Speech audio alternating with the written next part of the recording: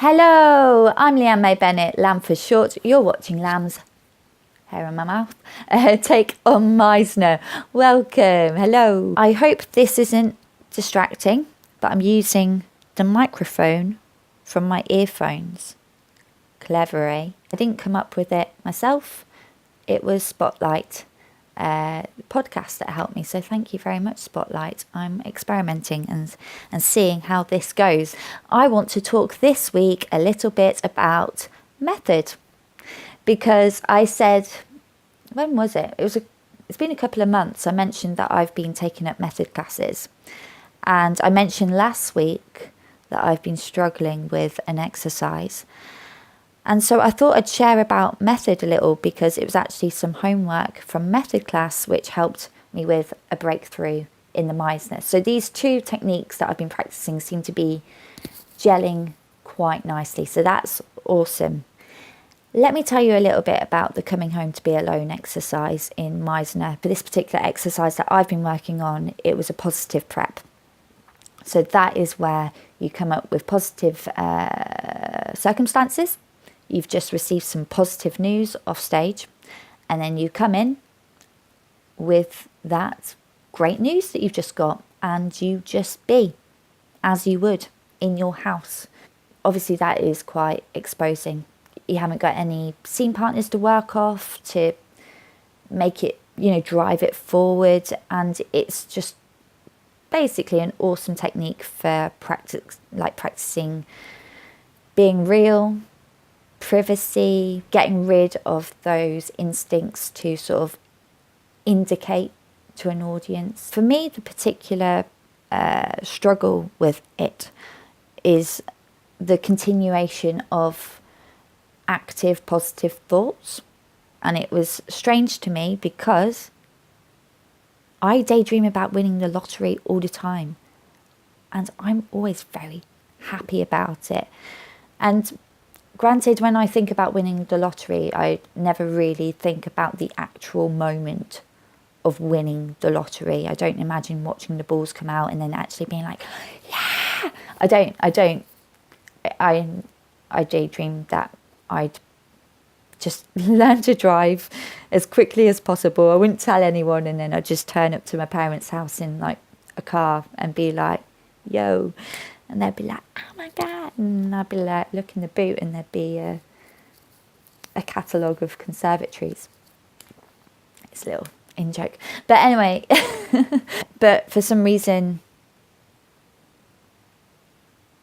I wasn't quite getting that in this exercise. And that was because my active thoughts just would naturally go to negative. Maybe things like, oh, this would never happen.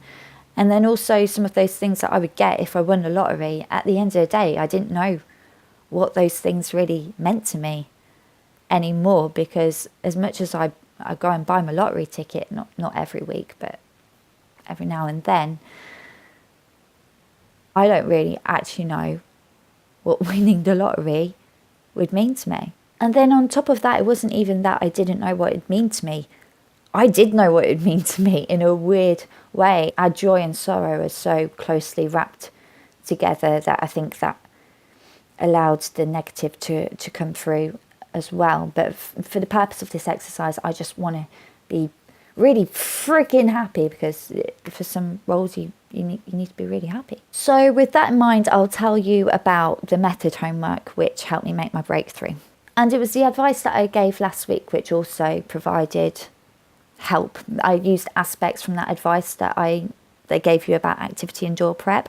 I used that to help me prep for this coming home to be alone exercise. Caroline had set us homework whereby we would read Khalil Gibran's, I may be pronouncing that wrong, but I'll put it in the description below.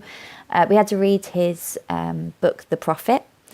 And in The Prophet, it has different topics like love and sorrow, children, work. And one of those topics was houses. And that was the section that chimed with me for some reason. And I think that reason is I had just watched a clip shared on YouTube, no, not YouTube, Facebook, And it was about millennials opting for alternative living out of vans and stuff rather than seeking out material comforts of a house.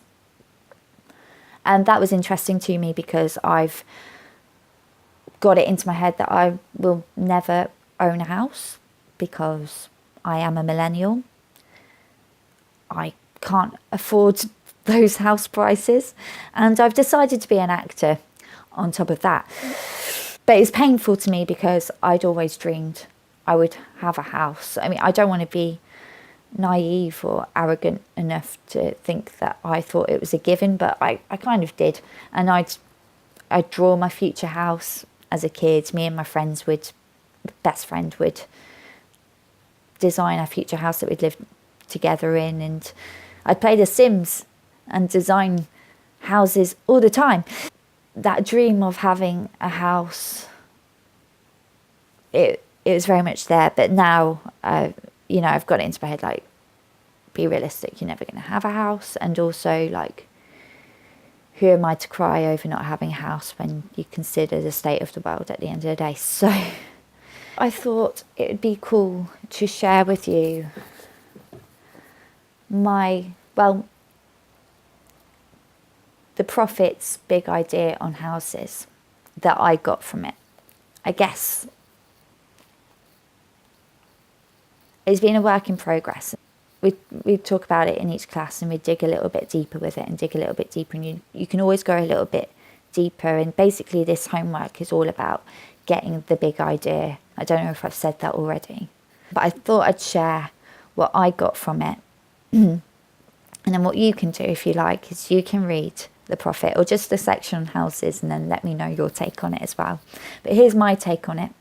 A house is where... I've got a notebook, by the way. Didn't say that. A house is...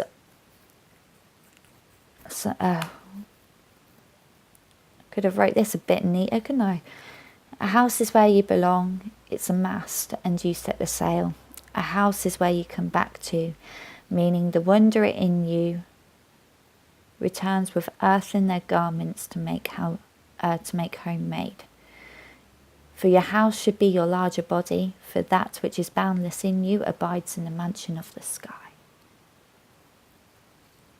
And I think that big idea just helped me because, of course, a house shouldn't be a materialistic thing, and it made me feel less guilty or ashamed for wanting that, because look at the state of the world. How can I complain about not owning a house? You know what I mean? So, but sort of reconnecting with what actually having a house would mean to me has made me not feel so bad about still dreaming about that sometimes. And it just goes to show how much you can really deny in your life, you know? That's why I find these techniques really interesting, and it does create more depth to my work, if you like. So yeah, that's the big idea. You know, so much sorrow, but at the same time, joy. If I was to do that coming home to be alone exercise now, positive prep, winning the lottery, whoo, so much joy. So yeah, that's my take on that. Let me know yours. Hopefully this works out quite well as well, because I would like to do more vloggy type stuff, you know, straight after class and things like that. So if I can sort out the sound with this neat little trick, then that's quite an exciting prospect. Yeah. Hit the like, subscribe, the bell, whatever you like. You've been watching Lamb's Take On Meisner. You take care. Bye-bye.